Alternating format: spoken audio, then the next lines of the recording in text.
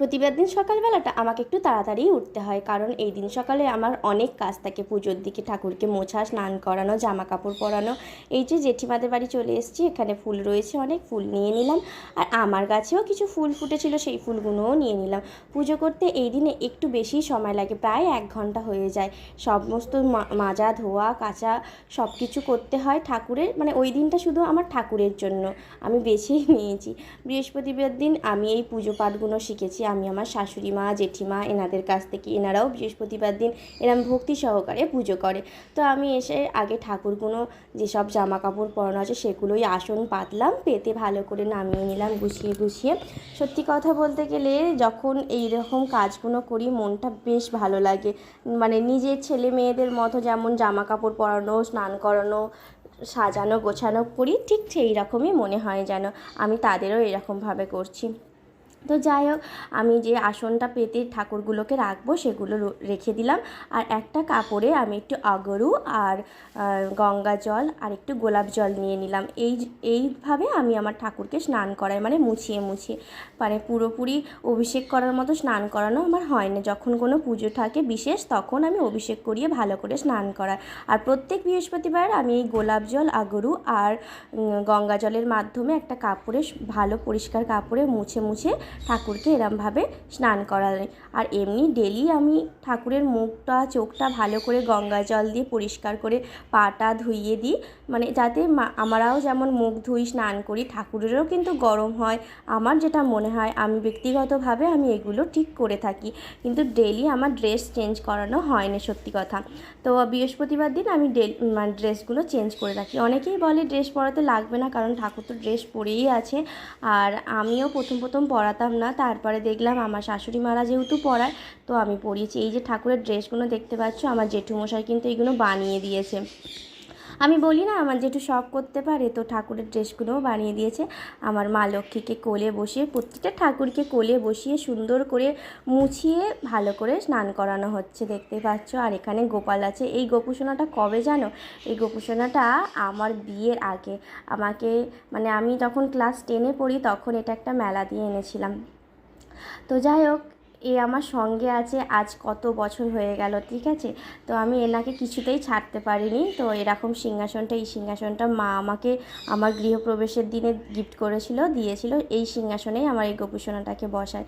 আর এই হারগুলো দেখতে পাচ্ছ, এগুলোও আমি মেলা থেকে কিনেছিলাম। তো সেই হারগুলো আমার গোপুসোনাকে পরিয়ে দিয়েছি। আজ থেকে 12 থেকে 13 বছর আগের হার, মানে 12 বছর আগের হার ঠাকুরটাও। তাহলে বলো কত সুন্দর আছে। তখন এরকম মার্বেল ডাস্ট বেশি ওঠেনি প্রথম প্রথম। তো যাই হোক, প্রত্যেকটা ঠাকুরকে সাজিয়ে গুজিয়ে জামা কাপড় পরিয়ে আমি সুন্দর করে সিংহাসনে বসিয়ে দিচ্ছি। আর এই যে সরস্বতী ঠাকুরের দেখছো জামাটা একটু ছোট হয়েছে, এটা কেনাই জামা, এই জন্য আমার মনে হয় তৈরি করা জামা জেঠুর কাছ থেকে অনেক ভালো। দেখো এমনই ছোট হচ্ছে যে আমি একটু ভালো করে বাঁধতেও পারছি না। এই সরস্বতী ঠাকুরটা কিনেছি আমি বড় কাছারি থেকে। আমি বললাম না, আমি অনেক ঠাকুরই কিনেছি এখান সেখান থেকে, তবে পিতলের ঠাকুরটা, যে মা লক্ষ্মী ঠাকুরটা, এই ঠাকুরটা কিনেছি আমি ওপার থেকে, উলুবেড়িয়া থেকে। আমার গৃহপ্রবেশের দিন নিশ্চয়ই তোমরা ভিডিওগুলোতে দেখেছো আমি এই ঠাকুরটাকে পুজো করেছিলাম। আর এই যে শিবলিঙ্গটা, ইনি তো সোমবার করে ডেলি স্নান করে দুধ গঙ্গা জল ঘি মধু দিয়ে। দুধ না থাকলে, দুধ দই না থাকলেও ঘি মধু গঙ্গা জলটা আমি অবশ্যই এনাকে দেওয়ার চেষ্টা করি। তো আজকেরও আগরু আর ওই গঙ্গা জল গোলাপ জল দিয়ে ভালো করে মিষ্টিত করে ওনাকে ভালো করে মুছিয়ে মাছিয়ে দিলাম। আর যে সমস্ত ঠাকুরের পটগুলো আছে সেইগুলোও ভালো করে মুছে ধুয়ে দিলাম।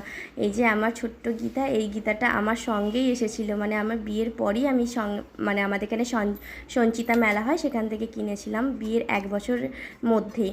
আর তারপরে এই কিছুদিন হলো 1 বছরের মতো একটা বড় গীতা যথাযথ কিনেছি। তো গীতা পড়ার প্রত্যেক দিনই পড়তাম, কার্তিক মাস ভোর গীতা পাঠ করেছি। কিন্তু এখন এতটাই সময় কমে যাচ্ছে যে গীতা পড়ার সময় হয় না, ওই একটুখানি করে পড়ি, আবার কখনো কখনো তাও পড়া হয় না। তবে হ্যাঁ, লক্ষ্মী পুজোর দিনে আমি লক্ষ্মীর পাঁচালীটা প্রত্যেক বৃহস্পতিবারই পড়ার চেষ্টা করি। হয়তো কোনো এক বিশেষ কারণের জন্য না পড়তে পারি, তো বেশিরভাগটাই আমি চেষ্টা করি। এখানে দেখতে পাচ্ছ আমি চন্দন বেটে নিলাম, শ্বেত চন্দন আছে। তো সমস্ত ঠাকুরকে চন্দন সহযোগে যেসব মানে শ্রীকৃষ্ণ বিশেষ করে নারায়ণ এনাদের চন্দনের সাহায্যে তুলসীপত্র আমি দিয়ে দিচ্ছি তাদের পায়ে মাথায়। আর শিব ঠাকুরকেও আমি চন্দনের তিলক লাগিয়ে দিয়েছি, তবে শিব ঠাকুরকে তুলসী পাতা দিতে নেই আর লক্ষ্মী ঠাকুরকেও দিতে নেই, গণেশটাকেও। তবে গণেশ ঠাকুরকে আমি দুর্বা সহযোগে সচন্দন দুর্বাই নমো বলে 5টা দুর্ব নিয়েছি, দেখতে পাচ্ছ ঠাকুরের হাতে আমি দিয়ে দিলাম। আর গণেশ ঠাকুরকেই প্রথম আমার ফুল দিলাম, আমি একটা জবা ফুল দিয়েছি। গণেশ ঠাকুর লাল ফুল পছন্দ করে, তো সচন্দনায় গন্ধা পুষ্পে গণেশাদি পঞ্চদেবতাভ্যই নমো এই মন্ত্র বলে আমি গণেশ ঠাকুরকে পুজো করলাম।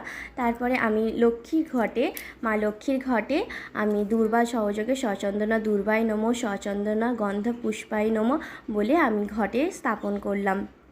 তারপরে আতপ চাল দিয়ে আমি ঘট স্থাপন করলাম। আমি ডেলি ঘট মানে ডেলি করতে না পারলেও বৃহস্পতিবার এমনভাবে পূজা করি আর কি।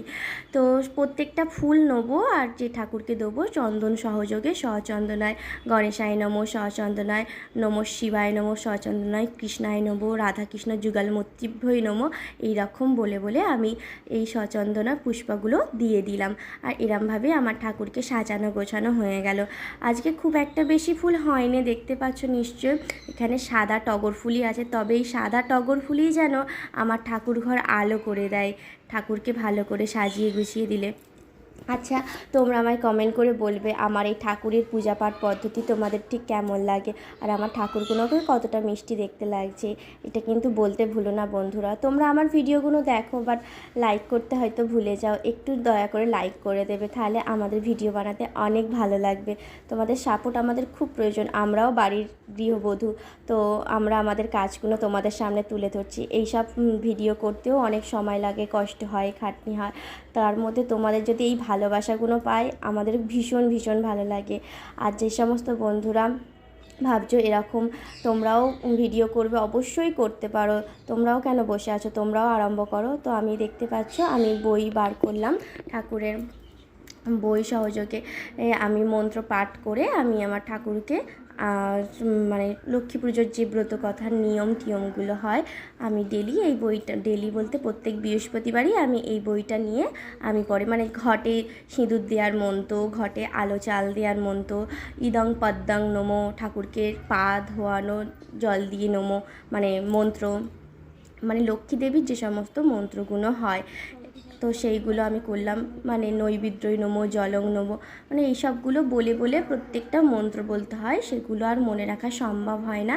তো সেই জন্য আমি বৃহস্পতিবার দিনে ওই লক্ষ্মী ঠাকুরের বইটা তোমরাও পারলে কিনে নেবে, একটা ছোট্ট বই, বেশি দামও নয়, মেলায় বই মেলায় বা কোনো বইয়ের দোকানে গেলে তোমরা কিন্তু এই বইটা পেয়ে যাবে। আর আমি চাইবো তোমরা সবাই এই বইটা কেনো, অনেকটাই উপকার পাবে। তো হাত জড়ো করেও অনেক কিছু মন্ত্র আছে, ঠিক আছে, সেই মন্ত্রগুলো আমি উচ্চারণ করছি। আর কিছু কিছু মন্ত্র আমার মুখস্থ আছে যেটা ডেলি বলতে হয়, সেই মন্ত্রগুলো আমার মুখস্থ। কিন্তু এরমভাবে যেমন এই ঠাকুরকে মন্ত্র বলে বলে করতে হয়, ইয়া গচ্ছ ইয়া তুষ্ট ওং সান্নিধ্যং কুরু, মানে ঠাকুরকে স্থাপন করো, মানে তুমি আমার ঘরে বসো থাকো সুখে রেখো। এই যে আমি এখন সিঁদুর দানিবার মন্ত্রও আছে, ইদং সিঁদুর দানিবং নমো, তো এরকম কিছু মন্ত্র বলে বলে আমি আমার ঠাকুরকে সিঁদুর শঙ্খতে আর কপালে টিপ দিয়ে দিলাম, সিঁদুর দিয়ে দিলাম। আর এখানে দেখো যে সমস্ত মেয়ে ঠাকুরগুলো আছে, রাধা, তারপরে এইদিকে সরস্বতী, এদেরকে সবাইকে একটু করে সিঁদুর পরে দিলাম আর সেই সিঁদুরটা আমি নিয়ে নিলাম। আর এখানে দেখতে পাচ্ছ আমি পুজো করছি, পুজো করার সময় প্রত্যেকটা ঠাকুরকে আমি আলাদা আলাদা করে আরতি করি। তো এখানে প্রথম সরস্বতী মন্ত্র বললাম, বলে আরতি করলাম। তারপরে গোপাল আছে, হে কৃষ্ণ করুণা সিন্ধু দীনবন্ধু জগৎপতি গোপেশ গোপিকাকান্ত রাধাকান্ত নমস্তুতে, রাধার মন্ত্র আছে, তপ্ত কাঞ্চন গৌরঙ্গ রাধে বৃন্দাবনেশ্বরী বিশ্বভানু সুতে দেবী তাং প্রণামী হরিপ্রিয়। আর লক্ষ্মী ঠাকুরের মন্ত্র হলো নমো বিশ্বরূপেশ্ব ভর্যাসী পদ্মপদ্মালয়ে শুভে সর্বত্র পাহিমাং দেবী মহালক্ষ্মী নমস্তুতে। গণেশ ঠাকুরের মন্ত্র হলো একাদন্ত মহাকায়ং লম্ব দরং গজনম বিঘ্ন নাশং করং দেবং হেরম্বম প্রণমম হোম। আর শিব ঠাকুরের হলো হোং নমঃ শিবায় শান্তনায় করুণাত্রায় হে তেব নিবেদয়ামি চাংমাতাং চাঙ্গতি পরমেশ্বরা। আর ওখানে নারায়ণ আছে, অপবিত্র পবিত্র বা সর্বাবস্থা গত পিপা যশ